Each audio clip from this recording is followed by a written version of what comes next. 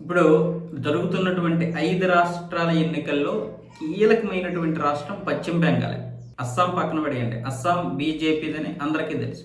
కేరళ కూడా అటు కాంగ్రెస్ కానీ లేదనుకుంటే మళ్ళీ ఐడిఎఫ్ కానీ ఈ రెండిట్లో ఏదో ఒకటని తెలుసు.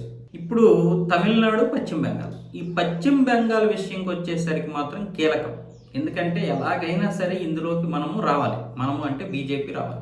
ఇక్కడ ఏఐకి సంబంధించినటువంటి సర్వేలు జరుగుతున్నాయి. అంటే ఏఐని కూడా అడుగుతున్నప్పుడు అదేం చెప్తున్నాయి అనే విషయాల మీద ఇప్పుడు స్పష్టమైనటువంటి వైఖరితో బీజేపీ గెలుస్తుంది అని ఇవి కూడా చెప్పేస్తున్నాయి. బీజేపీ ఎందుకు గెలుస్తాయి అంటే 1,22,00,000 ఓట్లు ఎస్ఐఆర్ ద్వారా తొలగించేశారు. పనికి మాలిన వాళ్ళందరి యొక్క ఓట్లు తీసేసింది ఈసీ.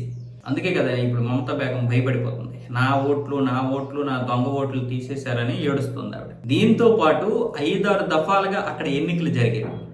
ఎక్కువ మంది జనాభా ఉండడం వల్ల, 7-8 కోట్ల మంది ఉండడం వల్ల అక్కడ ఎక్కువ దఫాలుగా జరిగేవి. ఆ ఎక్కువ దఫాలు జరిగినప్పుడు ఒకటి కంటే ఎక్కువ ఓట్లు వేసినటువంటి వారందరూ వేసేవాళ్ళు. రౌడీలు విపరీతంగా ఇక్కడ నుంచి ఎక్కడ ఎన్నికలు జరిగితే అక్కడ రౌడీలు వెళ్ళిపోయి అక్కడ విపరీతంగా టీఎంసీకి సపోర్ట్ చేసేవాళ్ళు. మమతా బేగంకి వాళ్ళ రౌడీలు ఉన్నారు కదా, ఆవిడకి సపరేట్గా స్టేట్లో 7-8 వేల మంది రౌడీలు ఉన్నారు. వాళ్ళందరూ కూడా పార్టీ కోసం పోరాడుతూ ఉంటారు. వీళ్ళు ఓట్లుని అంటే ఓట్లు వేయడానికి వెళ్తున్నటువంటి హిందూ ఓట్లర్ని అంటే ఎవరైతే ఈవిడికి అగైనిస్ట్గా ఉంటారో వాళ్ళందరినీ ఆపేసేవాళ్ళు. దానివల్ల రిగ్గింగ్ జరిగిపోయేది అక్కడ. ఇలాంటివి అరికట్టడానికి ఇప్పుడు కేవలం 2 దఫాలుగానే 23వ తారీఖు, 29వ తారీఖు, మరి ఆ తర్వాత మళ్ళీ ఎన్నికలు లేవు. ఆ విధంగా 2 సార్లు మాత్రమే ఒకేసారి అంటే ఒకే దఫాగా జరపాలని చూశారు ఈసీ, కానీ కుదరలేదు. తీవ్ర ప్రయత్నాలు చేశారు, కుదరలేదు. నెక్స్ట్ టైం అదే జరుగుతుంది. కాబట్టి ఇలాంటి కఠినమైనటువంటి నిర్ణయాలు తీసుకోవడం, ఈ విధమైనటువంటి పరిస్థితులు రావడం వల్ల ఇప్పుడు ఖచ్చితంగా బీజేపీ గెలుస్తుంది అని కొన్ని సర్వేలు చెప్తున్నాయి. అందులో ముఖ్యంగా గ్రూప్ టీఎంటీకి ఏమొచ్చేసి 105 నుంచి 125, బీజేపీకి 155 నుంచి 175 సీట్లు వస్తాయని చెప్తుంది. గూగుల్ జెమ్ని టీఎంసీకి ఏమొచ్చేసి 135, 145 వచ్చే అవకాశాలు ఉన్నాయి. బీజేపీకి 145 నుంచి 155. అలాగే పర్ప్లెక్సిటీ ఏఐ టీఎంసీకి 110 నుంచి 118, బీజేపీకి 165 నుంచి 175. రెడ్డిస్ ఏఐ కూడా టీఎంసీకి 90 నుంచి 110, బీజేపీకి 175 నుంచి 195 సీట్లు వచ్చే అవకాశాలు కూడా ఉన్నాయన్నట్లు తెలుస్తోంది.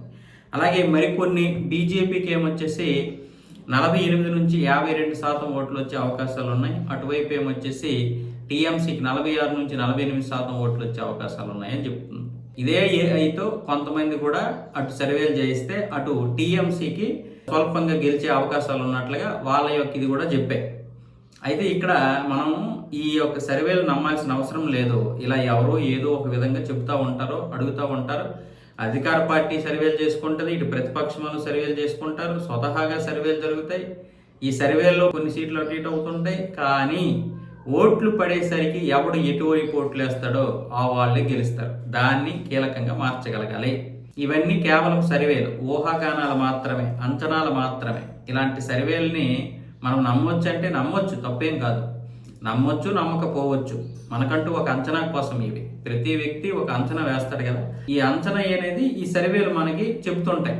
అది అధికార పార్టీకైనా ప్రతిపక్ష పార్టీలకైనా చెబుతుంటాయి. ఇదే పూర్తిగా ఇలాగే రావాలని ఏం లేదు. ఖచ్చితంగా బీజేపీ గెలవాల్సినటువంటి పరిస్థితి అయితే పశ్చిమ బెంగాల్లో ఉంది. ఇప్పుడు జరుగుతున్నటువంటి 5 రాష్ట్రాల్లో అస్సాం ఎలాగో వాళ్ళదే, కానీ అక్కడ పశ్చిమ బెంగాల్ కూడా రావాలి. అది బార్డరు, పైగా దేశం నాశనం అయిపోతుంది ఆ మమతా బేగం చేతిలో ఉండి.